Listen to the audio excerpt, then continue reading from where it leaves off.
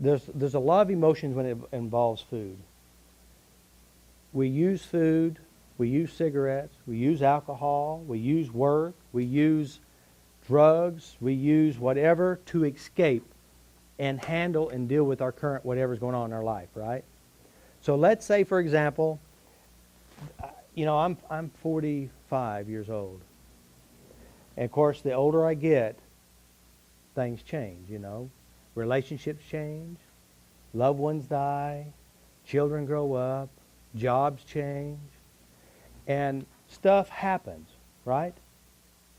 If the only place that I'm going to get my giddy feeling is with food, the only place I'm going to get my love feeling is with food, the only place that I'm going to feel really good is with food, the only place I'm going to get my comfort is with food, the only place I'm going to get my acceptance, my relaxation, it smooths me, it becomes my friend, it accepts me. And maybe if I'm a little angry at myself, I may use food to punish me. May use food to entertain me. What happens when life, the older you get, and things happen, you don't know what to deal with your emotions? What do you turn to? Food. You turn to food, right? Well, let's say this. Let's say we're going to decide to go on a diet, right? And now you can't have all that food that's in front of you. All that food you love. Now, you've been on a diet before, hadn't you? Right? You've tried it. What happens when you go on a diet? You feel what? Deprived. Unloved. Rejected. Crazy. And you know why? Because you have put emotions in the food. And you know what? I'm going to tell you something. Food doesn't even know you. It doesn't even care for you. It doesn't even like you. And it never will. So here it is. You're after cookies. You're after donuts. You're after chocolate. Who doesn't love you? And there's a flip side. When you fall in love and you're trying to get all this passion from food that can't do it for you, what happens to the flip side? You get what the payoff is. You're going to be helpless. You can't even move around. You're going to feel shame, physical pain, all your joints and parts of your body you can't even wash.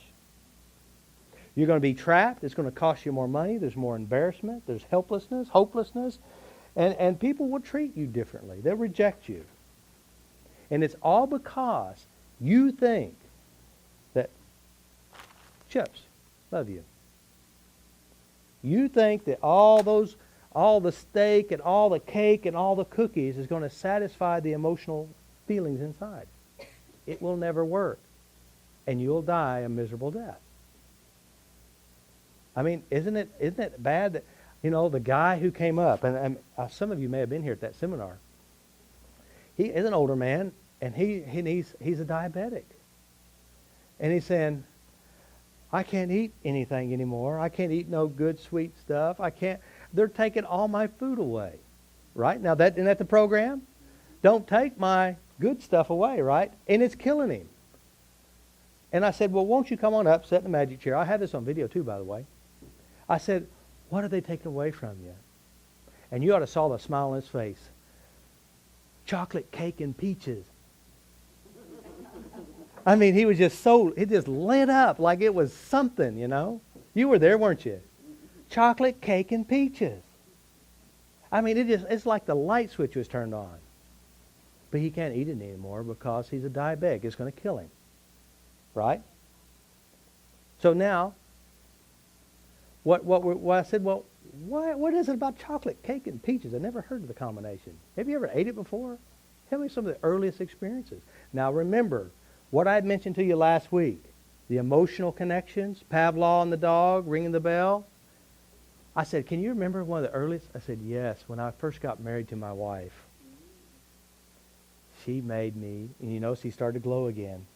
Chocolate, cake, and peaches. And so here it is.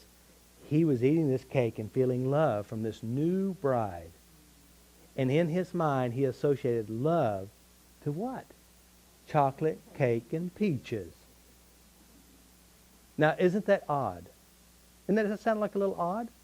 But see, isn't it crazy that sometimes you're attracted to whatever that food is because there's an emotional something in it?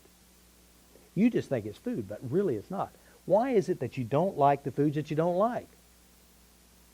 Think about the food you don't like, and you'll discover there's also an emotional feeling there.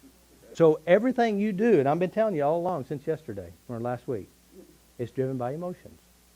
So what we want to do is start shifting the emotions you have with food and taking all this stuff out and put it back in here and with relationships.